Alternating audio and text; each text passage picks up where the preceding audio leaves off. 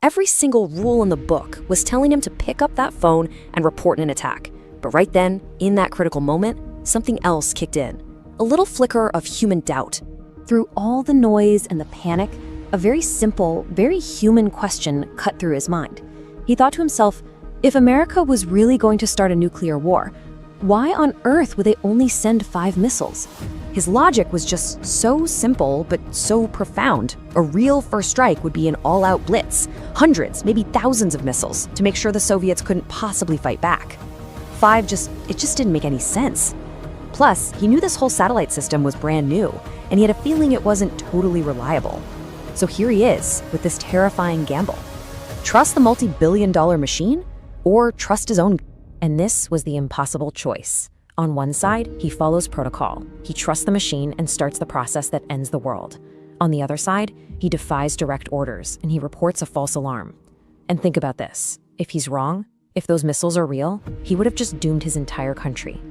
So, with the world literally hanging in the balance, Stanislav Petrov picked up the direct line to his superiors.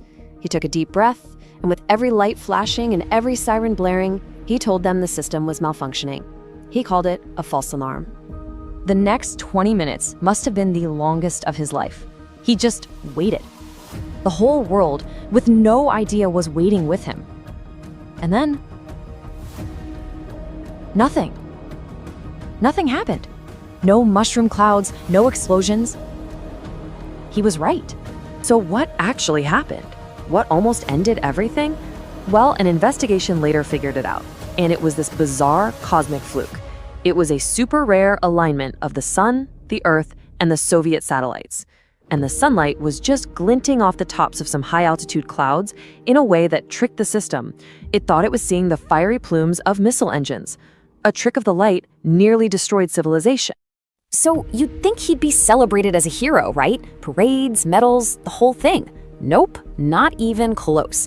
He was actually reprimanded. By defying orders, he had embarrassed the Soviet military and showed everyone that their fancy new defense system had a massive flaw.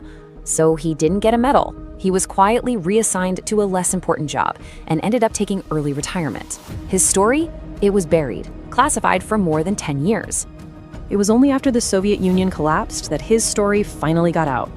And the rest of the world, once they learned what he'd done, they gave him the title he really deserved, the man who saved the world. But Petrov himself, he always shrugged that off. He hated that title.